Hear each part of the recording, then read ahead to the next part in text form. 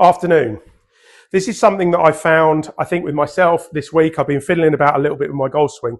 And one of the things I think it's very easy to get wrong, and this is really simple, it's not going to be talking, I'm going to be talking about your grip, but I'm not going to be talking about where your grip is on the club and whether you interlock it or you overlap it or you baseball it. I really don't mind what you do.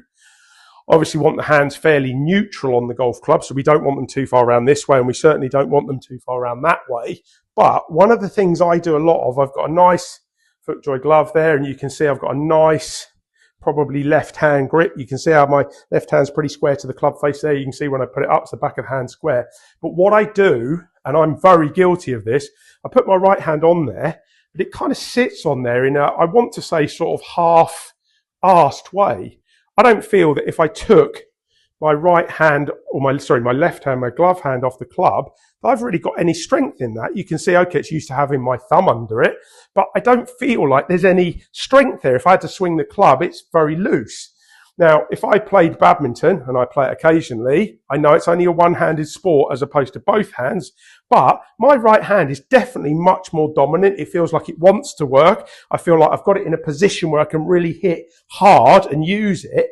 So if I were to do the same with my right hand on the iron here, I think I would have my hand in a much more, I don't know, I want to call it aggressive, but better way. So when I put the grip there, I'd say it doesn't look hugely that different probably to you guys when you're sitting there. But to me, I really feel like now I've got some serious power. I've got some serious work rate that I can do with this right hand.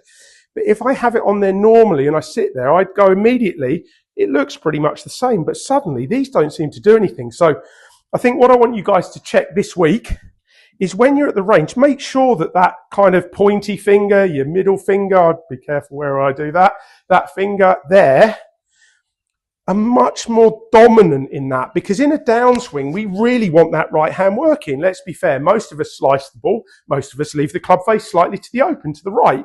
So if that right hand isn't working, if that right hand is lazy or it's not properly on the club, or for me, I think the other way, if I feel like my left is more dominant, so my left hand is much more dominant, it doesn't really want to work down the line.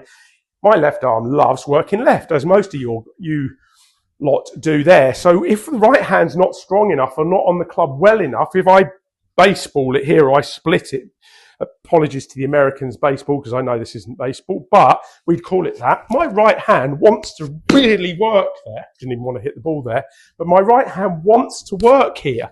As soon as I put, let's say, my hands on top of my other hand, immediately, look at how my shoulder drags round, because my right side can't do anything, so my left's always very dominant. So I think make sure, right hand's on there properly. I don't care, as I say, how you put it on there self, but sometimes maybe put the right hand first on there strongly, if you like, and then let the other one sit. And I definitely feel totally different. I feel much more aggression in that right hand, and that can only be a good thing for making that right hand work. So bye with your right hand.